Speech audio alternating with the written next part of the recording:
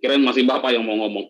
Oke, jadi begini Pak, kalau kita berbicara kepada data dan fakta sejarah, kriteria apa yang Anda pakai? Nah, tadi saya memakai kriteria yaitu 5 hal tadi, begitu.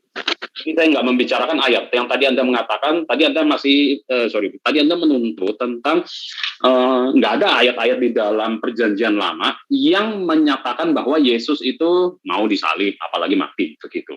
Ya, menurut saya itu tafsiran. Oke, kalau tafsiran itu masih bisa multi tafsir, seperti yang tadi Anda beritahu di dalam Ibrani, itu salah satunya. Jadi kalaupun saya memberitahu ada, nanti juga Anda pasti bilang nggak ada. Itu anggap saja ya Pak, anggap saja for the sake of argument kita bilang itu multi tafsir, kalaupun ada.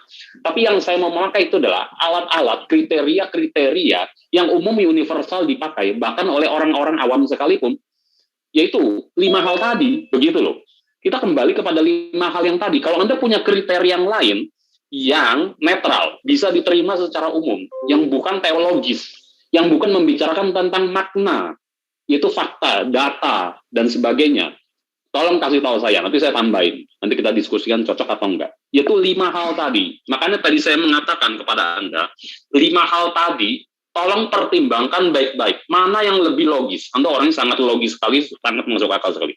Pertimbangkan. Mana yang lebih layak dipercaya dengan 5 tadi, geografis, waktu, saksi mata, dan yang lain. Baik, waktu 30 menit nggak terasa habis ini ya. Waktunya habis terbuang gara-gara wartawan, gara-gara polisi, gara-gara sidik jari ini.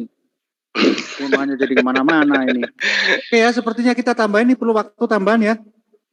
Ya tergantung Bang Mario, kalau masih butuh waktu silakan. Kalau selesai juga nggak apa-apa. Iklan dulu. Mana? Kita tambahkan waktu 30 menit ke depan lagi. Ada waktu, Mario? Silakan. Saya terserah Bang Mario aja. Ya mau masih sore ini loh.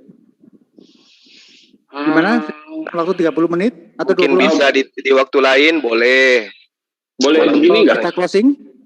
Ya, nanti boleh begini nggak? Nanti kasih 5 menit terakhir saya, 5 menit terakhir Bang Zuma. Oh, berarti langsung closing ini ya? Closing ya? 5 menit terakhir closing statement begitu.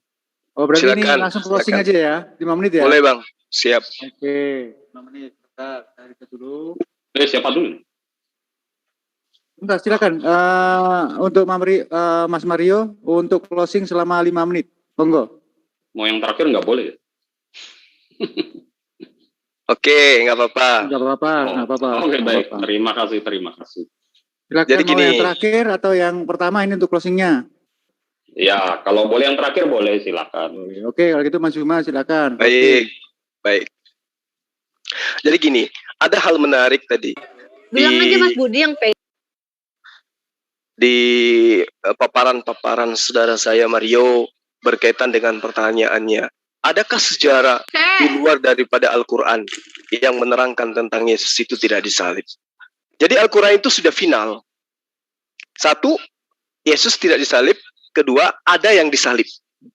Lalu kemudian, ketika Anda mengatakan ada saksi yang mengatakan bahwa Yesus, ada sejarawan yang mengatakan seperti misalnya Flavius Josephus, lalu kemudian saya tambahkan ada juga yang bernama siapa? Marbar Serafion, lalu kemudian ada juga yang kemudian dikenal dengan tulisan yang sekarang yang berasal dari abad pertama di tahun 56 seterusnya gitulah, Tacitus dan seterusnya. Mereka ini menceritakan tentang oknum yang memang disalib. Tetapi kebenaran bahwa dia itu adalah Mesias, anak Maria ataupun bukan, mereka tidak bisa temukan itu di mana. Tapi penyaliban itu ada, dan itu juga diterangkan oleh Al-Quran. Penyaliban, tapi oknum yang diserupakan. Ketika kita bercerita, misalnya sejarah yang dituangkan kemudian dari orang yang datang dari Samosata, Lachianos, memang betul. Oknum ini menuliskan ada penyaliban, namanya Yesus. Tapi kita perlu tahu bahwa pada masa itu, lagi-lagi kembali kepada kitab Anda. Pada masa itu ada oknum yang juga memang memang juga adalah merupakan penjahat nasional. Lagi-lagi namanya juga Yesus. Nama panjangnya Yesus Barabas. Artinya dalam bahasa